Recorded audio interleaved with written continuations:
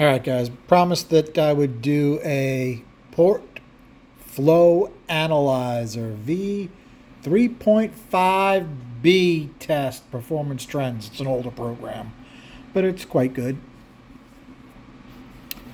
Let's see what we've got on here right now. Let's just, all right, we got the intake.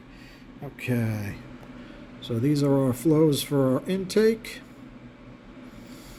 All right, that's what the graph looks like. It's a little strange because you can see exactly where she loses it on the short side, right? Okay, we can do the same for the exhaust. This is our exhaust flows.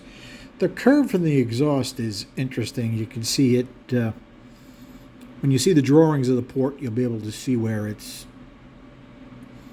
I think it's too tight in the middle of the port, and that's causing that saturation. It just can't get any more air past that at a certain point.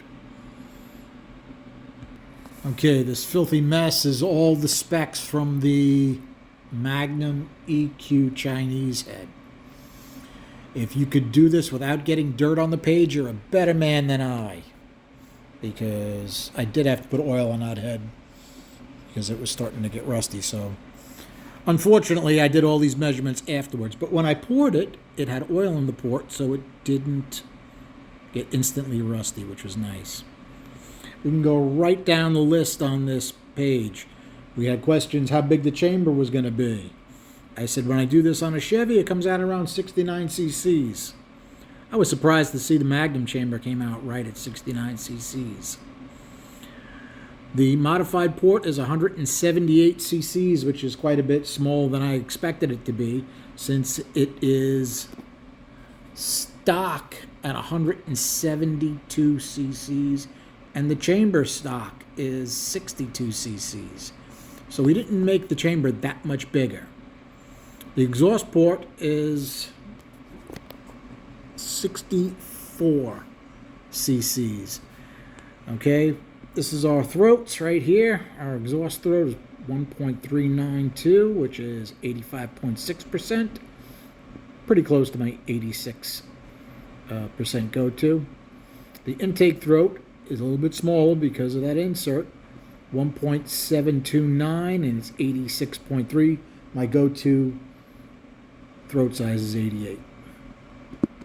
Okay, we did our port lengths. Our intake is 1.565. Our exhaust is 3.27.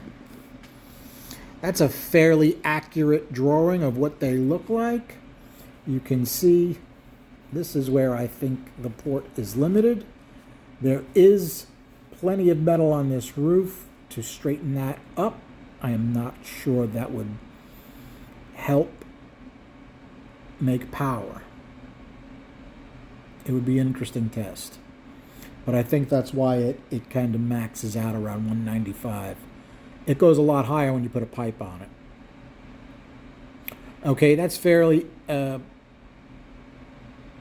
accurate as far as the valve angle and the port shapes. Okay, this is the cam I randomly chose out of the catalog. It was Howard's cam. I remember I looked at it and the duration at 0.050 was 234 and then 238. But in this program, if you put in the open and close at 50, it'll change that a little bit if it's not exactly what it wants to see. But it's going to be pretty close. This is something similar to what I think he's going to wind up doing. I think he's going to go to, he's going to ask Mike Jones to make a custom cam for this. But Mike will probably put something a little bit smaller in. He tends to pick something a little bit smaller than I pick. And that seems to work for him. I think I have the specs for the engine pretty close. I picked 11-1 because this is going to Australia. They have good gas, I believe. Okay, we're going to do an engine performance estimate. Let's see what it says. Okay, it doesn't like that it's got zero swirl in a bunch of the inputs. Okay.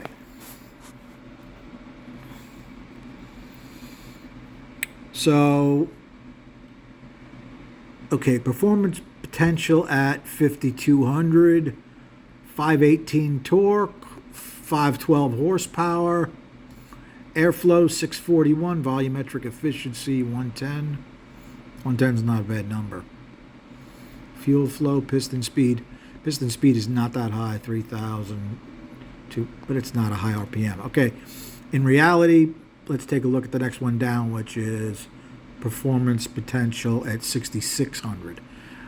It's kind of designed for around 7,000 shift point, which means 6,600 is a good number to look at. Okay, torque 469. Notice it's less than it was at 5,200 because it's already going over the hump on the curve.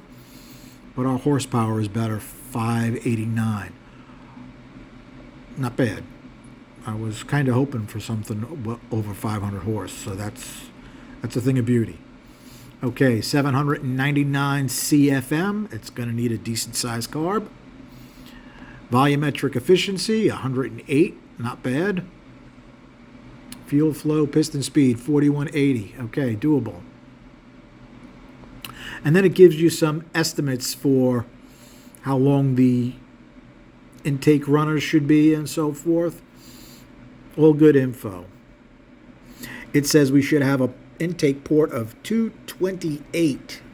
We're considerably smaller than that. Okay.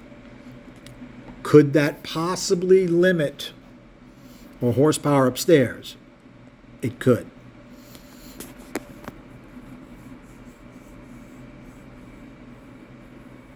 I think it'll be interesting when it gets all put together and it runs on the dyno. I was actually quite surprised the port turned out as small as it is, but, you know, it doesn't, CCs don't lie. Okay, as far as the rest of these specs, that looks like the cam, blah, blah, blah. Engine displacement, 387.8. All right. See if it gives us a curve. All right, well, that's an estimate from the airflows that we have, the program, a made-up compression ratio, a made-up cam. Well, it's a real cam, but I just grabbed one out of the catalog, one that I thought would be a decent match for this. And that's what we got, guys. You got any comments on that? Let me know. Thanks for hanging out. Have a good night.